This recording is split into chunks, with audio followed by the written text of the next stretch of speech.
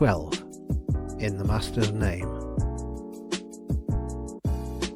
The Ariel, in order to avoid being seen from the town, had made a wide circuit to the northward at a considerable elevation, and as soon as a suitable spot had been sought out by means of the field glasses, she dropped suddenly and swiftly from the clouds into the depths of the dense forest through which the Tobolsk road runs from Tyumen to the banks of the Tobol. From Tyumen to the Tobol is about 25 miles by road. The railway, which was then finished as far as Tomsk, ran to Tobolsk by a more northerly and a direct route than the road, but convicts were still marched on foot along the great post road after the gangs had been divided at Tyumen according to their destinations. The spot which had been selected for the resting place of the Ariel was a little glade formed by the bend of a frozen stream about 5 miles east of the town and at a safe distance from the road. Painted a light whitish grey all over, she would have been invisible even from a short distance as she lay amid the snow-laden trees, and Arnold gave strict orders that all the window slides were to be kept closed and no light shown on any account. Every precaution possible was taken to obviate a discovery which should seriously endanger the success of the rescue, but nevertheless the fan wheels were kept aloft, and everything was in readiness to rise into the air at a moment's notice should any emergency require them to do so. It was a little after 3 o'clock in the Thursday afternoon when the Ariel settled down in her resting place, and half an hour later Colston and Ivan Petrovitch appeared on deck completely disguised, the former as a Russian fur trader and the latter as his servant. All the arrangements for the rescue had been once more gone over in every detail, and just before he swung himself over the side, Colston shook hands for the last time with Arnold, saying as he did so, "Well, goodbye again, old fellow. Ivan shall come back and bring you the news if necessary, but if he doesn't come, don't be uneasy, but possess your soul in patience till you hear the whistle from the road in the morning. I expect the train will get in some time during the night, and in that case we shall have everything ready to make the attempt soon after daybreak, if not before. If we can get as far as this without being pursued, we shall come right on board. If not, we must trust to our horses and our pistols to keep the Cossacks at a distance till you can help us. In any case, rest assured that once clear of Tyumen, we shall never be taken alive.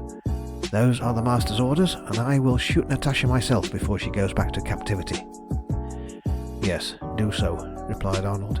His lips quivered as he spoke, but there was no tremor in the hand with which he gripped Colston's in farewell. "She will prefer death to slavery, and I shall prefer it for her. But if you have to do it, you will at least have the consolation of knowing that within 12 hours of your death, the Tsar shall be lying buried beneath the ruins of the Peterhof Palace. I will have his life for hers, if only I live to take it." "I will tell her," said Colston simply, "and if die she must, she will die content." So saying, he descended the little rope ladder, followed by Ivan, and in a few moments the two were lost in the deep shadow of the trees, while Arnold went down into the saloon to await with what patience he might the moment that would decide the fate of the daughter of Natas and the man who had gone, as he would so gladly have done, to risk his life to restore her to liberty. Rather more than half an hour's tramp through the forest brought Colston and Ivan out onto the road at a point a little less than 5 miles from Tyumen. Colston was provided with passports and permits to travel for himself and Ivan.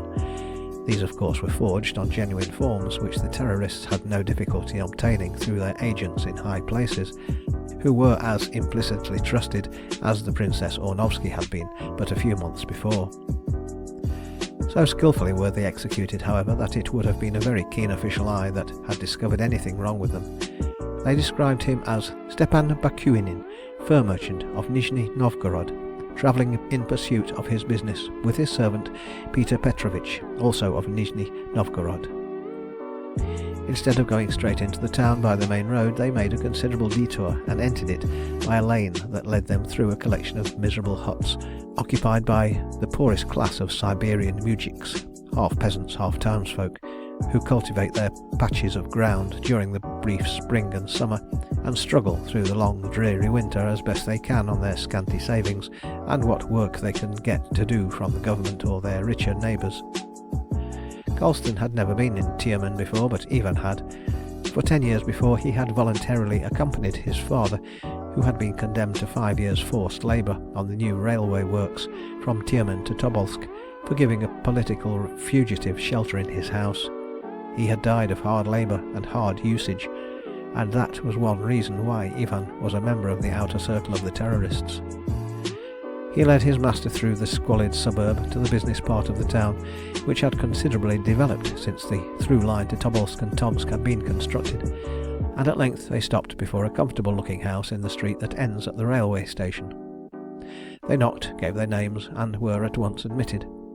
The servant who opened the door to them led them to a room in which they found a man of about 50 in the uniform of a sub-commissioner of police. As Colston held out his hand to him, he said, "In the master's name." The official took his hand and, bending over it, replied in a low tone, "I am his servant. What is his will?" "That Anna Onovsky and Fedora Darrell, the English girl who was taken with her, be released as soon as may be," replied Colston. "Is the train from Ekaterinburg in yet?" "Not yet. The snow is still deep between here and the mountains. The winter has been very severe and long. We have almost starved in Tiumen, in spite of the railway. There has been a telegram from Ekaterinburg to say that the train descended the mountains safely, and one from Kanishlov to say that we expect it soon after 10 tonight." "Good. That is sooner than we expected in London. We thought it would not reach here till tomorrow morning." "In London? What do you mean? You cannot have come from London, for there has been no train for 2 days." "Nevertheless, I have come from London. I left London yesterday evening." "Yesterday evening? But with all submission that is impossible. If there were a railway the whole distance it could not be done." "To the master there is nothing impossible. Look, I received that the evening I left London." As he spoke, Colston held out an envelope. The Russian examined it closely. It bore the Ludgate Hill postmark, which was dated March 7th. Colston's host bent over it with almost superstitious reverence, and handed it back, saying humbly, "Forgive my doubts, nobleness. It is a miracle. I ask no more. The Tsar himself could not have done it. The master is all-powerful, and I am proud to be his servant, even to the death." Although the 20th century had dawned, the Siberian Russians were still inclined to look even upon the railway as a miracle. This man, although he occupied a post of very considerable responsibility and authority under the Russian government, was only a member of the outer circle of the terrorists, as most of the officials were, and therefore he knew nothing of the existence of the Ariel, and Colston purposely mystified him with the apparent miracle of his presence in Tiumen after so short an absence from London, in order to command his more complete obedience in the momentous work that was on hand. He allowed the official a few moments to absorb the full wonder of this seeming marvel, and then he replied, "Yes, we are all his servants, to the death. At least I know of none who has even thought of treason to him, and lived to put their thoughts into action. But tell me, are all the arrangements complete as far as you can make them? Much depends upon how you can carry them out, you know, to say nothing of the 2,000 roubles that I shall hand to you as soon as the 2 ladies are delivered into my charge." "All is arranged, nobleness," replied the official, bowing involuntarily at the mention of the money. "Such of the prisoners, that is to say the politicals, who can afford to pay for the privilege, may by these new regulations be lodged in the houses of approved persons during their sojourn in Tiumen, if it be only for a night, and so escape the common prison. We knew at the police bureau of the arrest of the Princess Ornovsky some days ago, and I have obtained permission from the chief of police to lodge Her Highness and her companion in misfortune, if they are prepared to pay what I shall ask.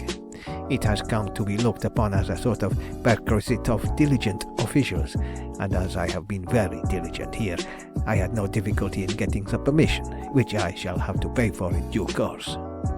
"Just so. Nothing for nothing in Russian official circles. Very good. Now listen. If this escape is successfully accomplished, you will be degraded and probably punished into the bargain for letting the prisoners slip through your fingers. But that must not happen if it can be prevented. Now this has been foreseen, as everything is with the master, and his orders are that you shall take this passport, which you will find in perfect order, save for the fact that the date has been slightly altered, from me, as soon as I have got the ladies safely in the troika out on the Tobolsk road, put off the livery of the Tsar, disguise yourself as effectually as may be, and take the first train back to Perm and Nizhny Novgorod as Stepan Bakunin, fur merchant. The servant you can leave behind on any excuse. From Novgorod you can travel via Moscow to Königsberg, and if you will take my advice, you will get out of Russia as soon as the fates will let you. It shall be done, nobleness. But how will the disappearance of Dmitri Sudeikin, Sub-Commissioner of Police, be accounted for? That has also been provided for. Before you go, you will pin this with a dagger to your sitting room table. The official took the little piece of paper which Colston held out to him as he spoke. It read thus: Dmitri Sudeikin, Sub-Commissioner of Police at Tiumen, has been removed for over-zeal in the service of the Tsar. Natas. Sudeikin bowed almost to the ground as the dreaded name of the Master of the Terror met his eyes, and then he said, as he handed the paper back, "It is so. The Master sees all and cares for the least of his servants. My life shall be forfeited if the ladies are not released as I have said." "It probably will be," returned Colston dryly. "None of us expect to get out of this business alive if it does not succeed. Now, that is all I have to say for the present. It is for you to bring the ladies here as your prisoners, to see us out of the town before daybreak, and to have the troika in readiness for us on the Tobolsk road. Then see to yourself, and I will be responsible for the rest." As it still wanted more than 2 hours to the expected arrival of the train, Sudeikin had the samovar or tea urn brought in, and Colston and Ivan made a hearty meal after their 5-mile walk through the snow.